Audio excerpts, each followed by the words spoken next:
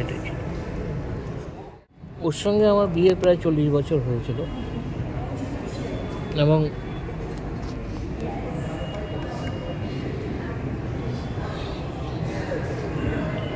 সবসময় ও আমাকে ইন্সপিরেশন করতো, কাজ করো। যেদিন এই দুর্ঘটনাটা ঘটে যায় সেদিন আমি ডাবিংয়ে ছিলাম, পায়েল ছিল, লাস্ট ডাবিং ছিল আমাদের এই ছবিটা।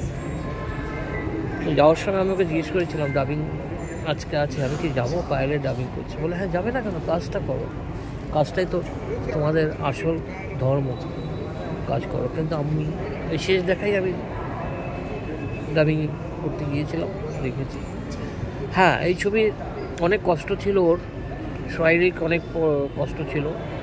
বোম্বে থেকে আমি ওকে কেমো দিয়ে নিয়ে এসেছিলাম, তারপরেই ছিল আমার আউটডোর ঝাড়খণ্ড। এবং আমার জীবনে যে কটা ছবি হয়েছে সব কটা ছবি তো আউটডোর ছিল। এবারও আমাকে বললো আমি যাবো, বললো তুমি যাবে? ঝাড়খণ্ড ঠান্ডা পড়ছে। বললে না আমি যাবো।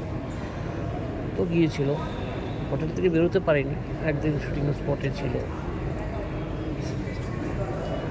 আমার মনে হয়েছে এই 13 তারিখে আমরা যখন লাস্ট 13 তারিখে একটা আমি প্রজেকশন করলাম, ছবিটার ফাইনাল প্রজেকশন, সেদিন কিন্তু আমার ছবিটা দেখেছিলাম আমার ওয়াইফকে সঙ্গে নিয়ে, ফটোটাকে নিয়ে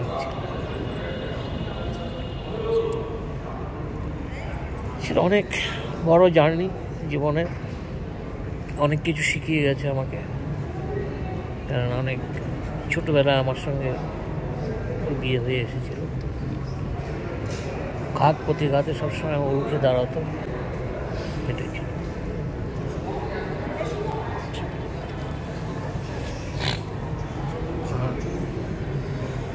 আজ থাক, ঠিক আছে।